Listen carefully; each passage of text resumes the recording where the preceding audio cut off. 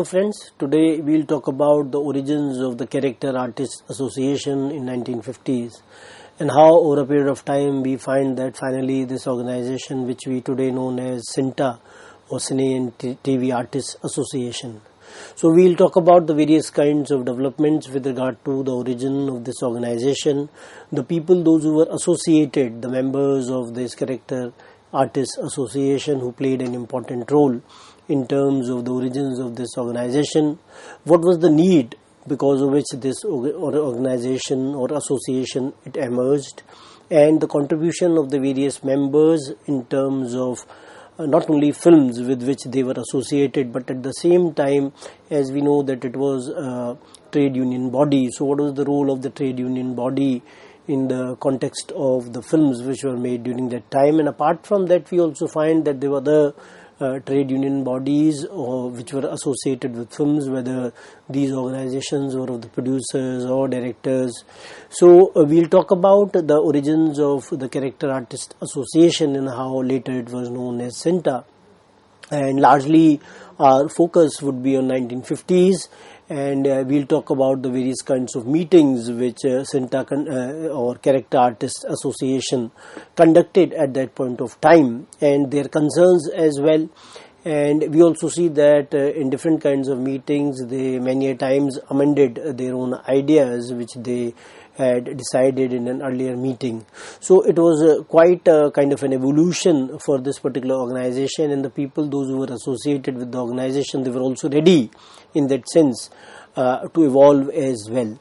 So when you talk about Character Artists Association for that matter, then we'll find that how it in a way safeguarded the interests of the cinema artists in an organized way.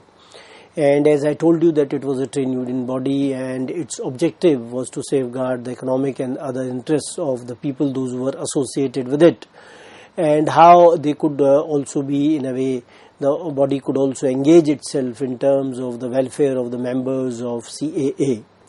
So we find that how evolution of CAA thereafter from an informal gathering to a duly constituted body in terms of safeguarding and fighting for the rights of the members of CAA. So in that sense, when we try to understand this particular body, we find that a number of members, those who were playing the role of the character artists, they were in a way ready to form this body.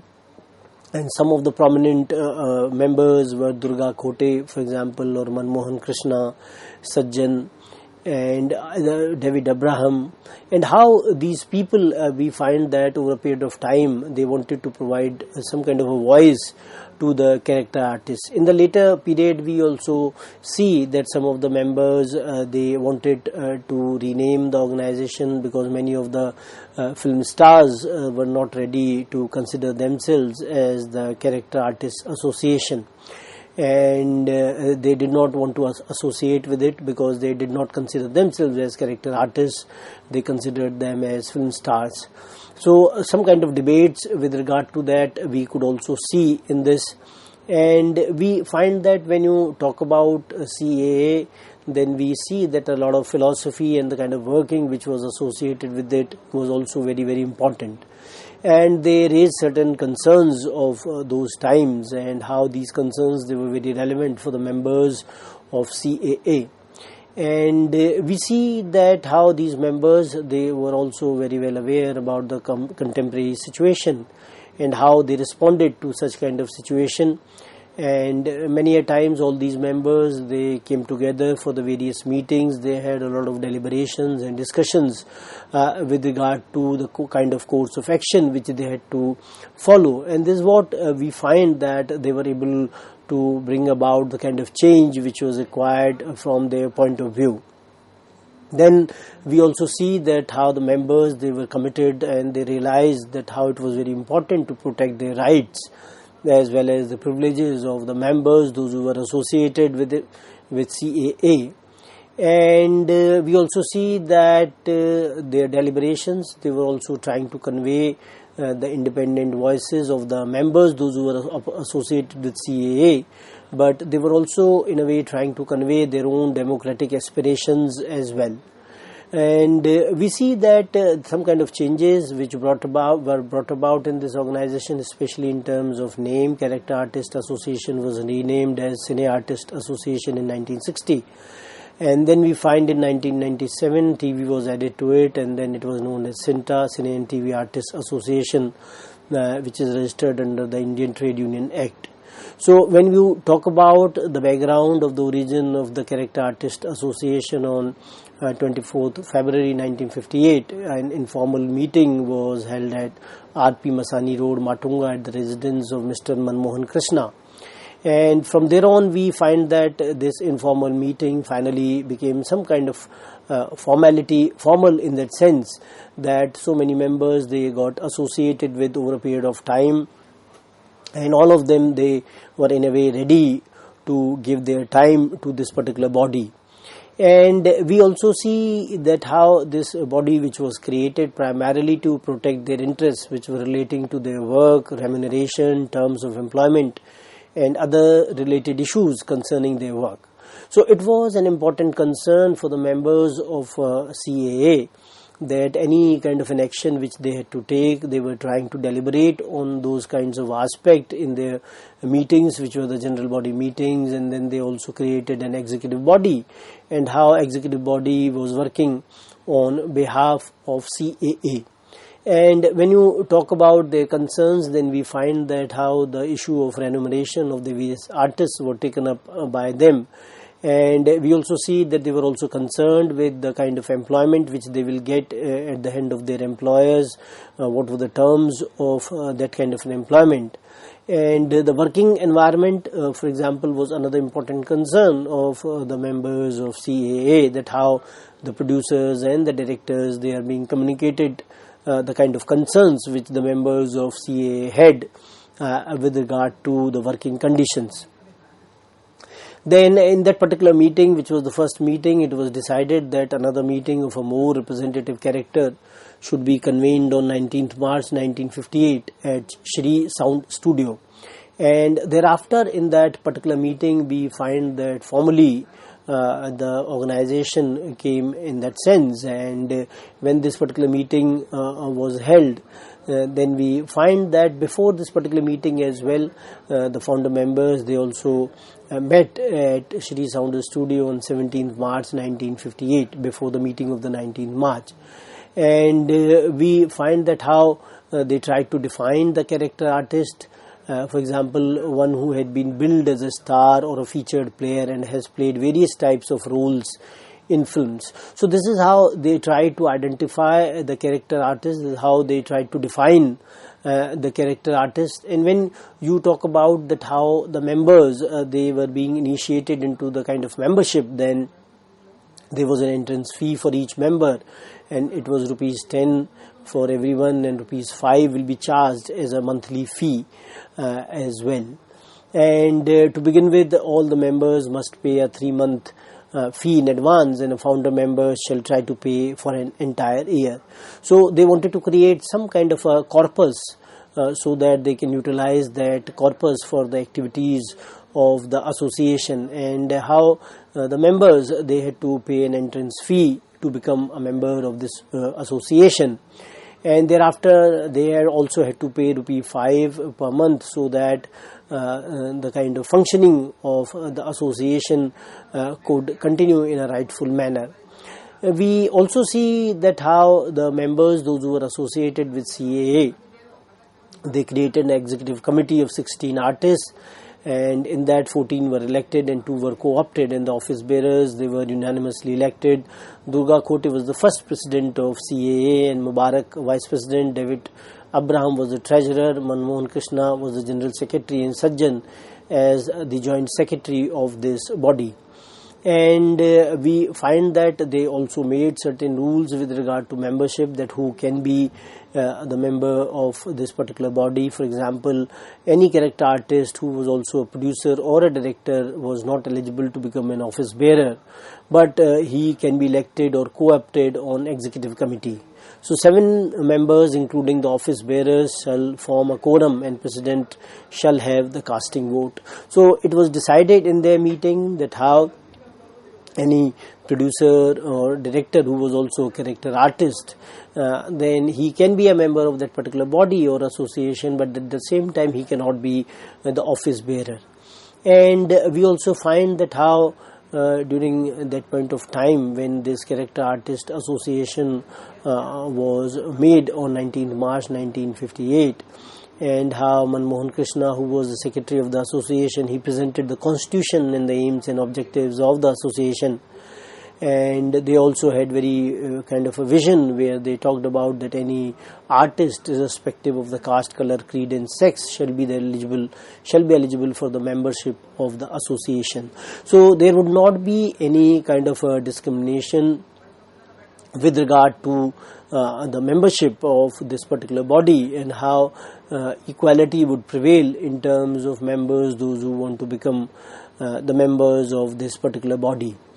And when one was to become the member, it was being decided that how his name or her name shall be proposed by a member, and it should be seconded by another member as well, and the applications for the members were to be submitted on a prescribed enrollment form.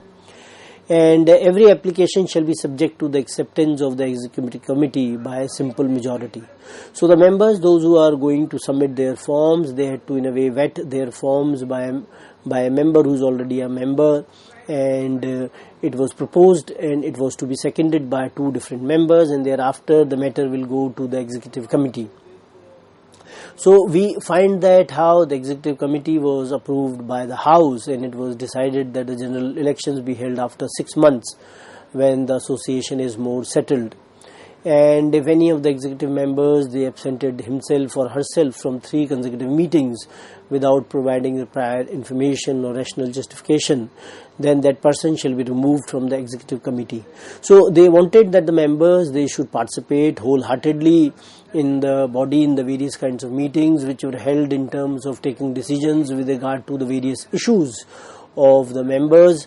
And for that they made certain rules in terms of participation, that any person who is not participating regularly and one is missing meetings, then that person can be removed from the executive committee.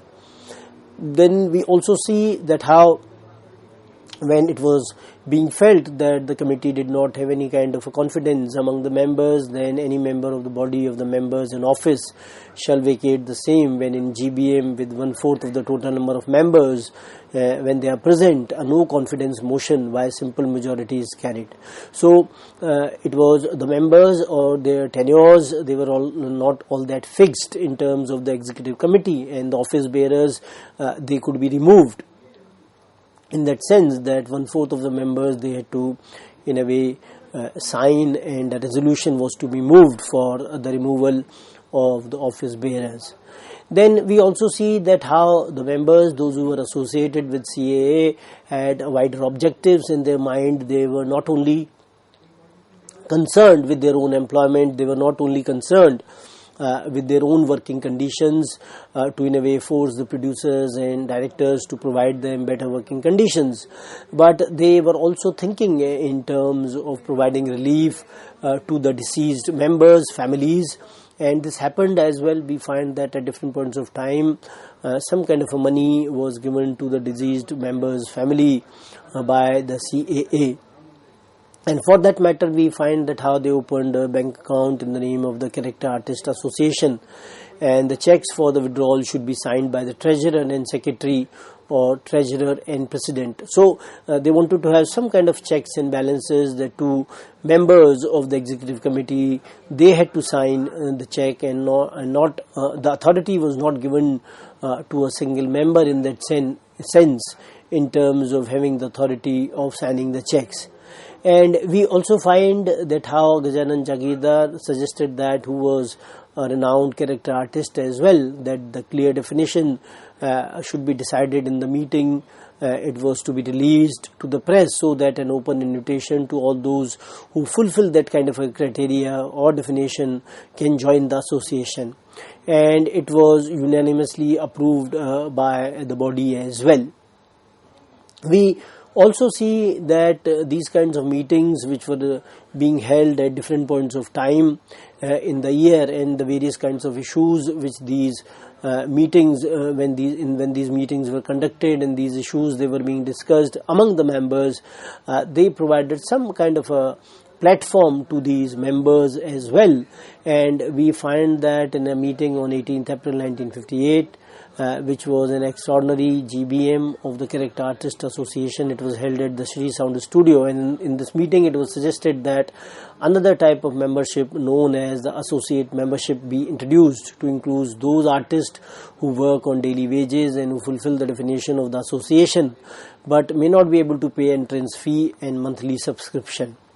And when this issue was discussed, we find that the decision was not in this favor, and it was being decided that it was not required that we create this kind of a thing, a class of associate members. And it was also being argued that if it would be done, then it may cause insidious distinctions among the artists as well. So we find that how the members of the body, they were ready to discuss and deliberate on the various kinds of issues, and when some kind of a consensus was reached on these issues, then they were also ready in that sense to, in a way, accept the decision of the entire body. Then we find that some members, they were also talked about subscriptions, that how the subscriptions they were to be lowered so that there is more membership, and decision was that subscription was already very minimum, keeping in mind the monthly expenses which were to be incurred on the body. And we find that some of the members, those who were associated with CAA, for example, actor Sajjan, he suggested that forming the various subcommittees such as public relations, culture committee, or working of association, publicity and fund committee. So a number of committees they were to be formed, and how these committees they were to function. And when these committees they will work, then they will try in a way to create that kind of a situation that the objectives of the association they will be realized. So then we find that the members, when they talked about this particular kind of an issue, then they in a way realized that this issue of creating, or the concern of creating subcommittee was assigned to the executive, and the library of the association, this kind of an idea which was suggested by one of the members, it was also postponed to the time when association shall have its own premises.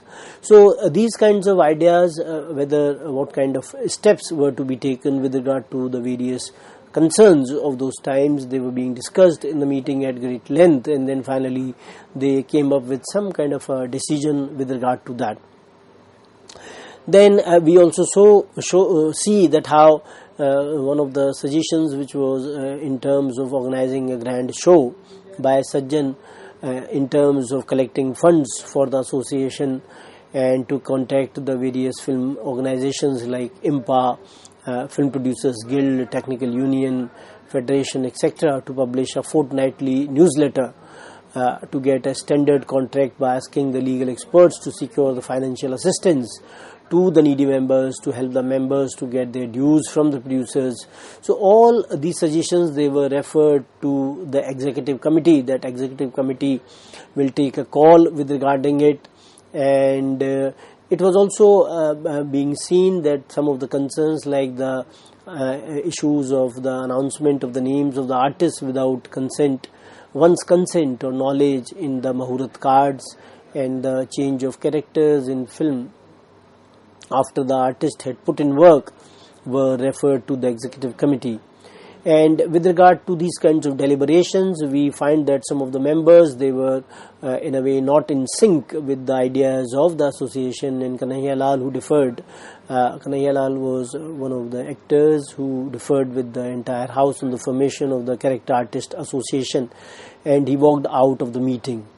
And then on the proposal of Pran, it was decided that no member of this association shall in future work as a guest artist. So these kinds of issues, they were also being talked about, that whether the members of the association, whether they can work as a guest artist, and it was being suggested in that particular meeting or decided that the members, they should not in a way accept the film as a guest artist. Then we also see that how the members, when they met in different meetings, they passed, in one of the meetings, they passed a resolution of congratulations to Nargis on her receiving citation for Best Actress for her performance in Mother India at Karlovy Vary Festival. And we find that how CAA was also trying to honor various artists, though many of them may not be at that point of time members of the association. So there was a lot of discussion with regard to whether that only the members of CAA, they should be in a way felicitated by the body, or they can felicitate others, those who were not even those who were part of the film fraternity, but at the same time they were not the members of CAA. And as I told you earlier, that how this idea of this particular body and how this body was registered under the Indian Trade Union Act of 1926, and it was also affiliated with the Federation of the Western Indian Cine Employees as well.